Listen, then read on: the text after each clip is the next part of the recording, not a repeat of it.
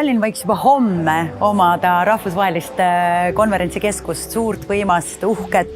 Minu selja taga on praegu üks koht, mis on lihtsalt tühi ja laguneb, aga mis oleks vapustava arhitektuurilise väärtusega kõikidele, kes Eestisse tulevad ja mis oleks meile kõigile endale, eestlastele kõige olulisem koht, kus oma meelt lahutada ja ka targemaks saada. Nii et see oleks esimene asi, mis oleks ääretult oluline. 15 aasta pärast Tallinn võiks olla kättesaadavam ka välismaalastele.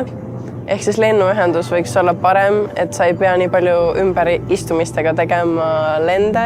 Lisaks võiks olla rohkem rohealasid ja kohti, kus olla. Näiteks Telliskivi on väga selline. Ma loodan, et ta ei ole muutunud selleks ajaks selliseks tavapäraseks Lääne-Euroopa linnaks, vaid linnaks, mis heas mõttes eristub teistest Lääne-Euroopa või Põhjala pealinnadest. Tallinn on jätkuvalt Eesti selline arenguvedur. Ma arvan, et väga oluline on otsustada õige pea see, kui suureks linn tahab kasvada.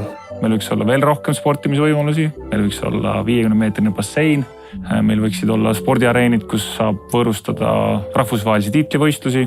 Kindlasti üks tore sportlik pealinn.